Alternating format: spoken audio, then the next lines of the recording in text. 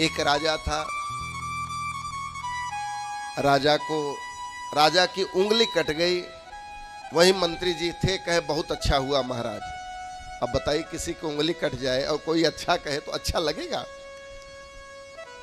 मंत्री, तुम्हें लज्जा नहीं आ रही?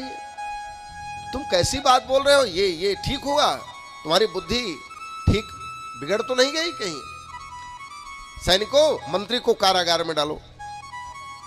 अब मंत्री जी को कारागार में डाल दिया। कहें ये क्या है? कहे महाराज ये और अच्छा है। आपने मुझे कारागार में डाल दिया, ये और अच्छा है।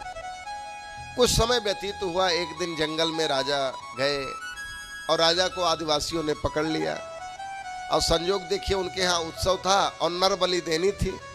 नर बलि उसकी दी जाती है जो सर्वांग ठीक हो, सभी अंग उसके ठीक ठाक हो। तो जब चेकअप होने लगा तो राजा की एक उंगली कटी हुई थी।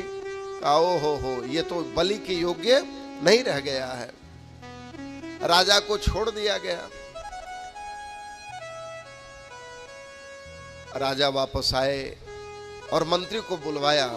कहा ये बताओ मंत्री, तुम्हारी बात मुझे सही लगी कि जो हुआ सो अच्छा हुआ।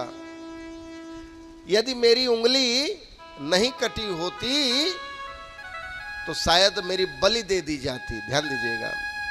लेकिन ये बताओ कि तुमको तो मैंने जेल में डाल दिया, तो तुम्हारे साथ क्या अच्छा हुआ? कहे महाराज, यदि हमें आपने जेल में नहीं डाला होता, मैं भी आपके ही साथ होता।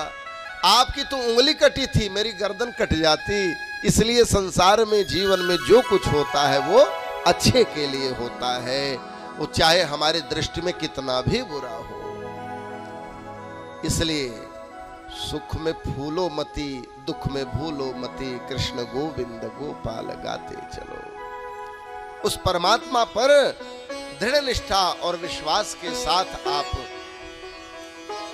भाव रखते हुए अपने कर्म को करते चलिए। प्रभु की कृपा जीवन में अवश्य ही प्राप्त होगी, इसमें कोई संदेह नहीं है।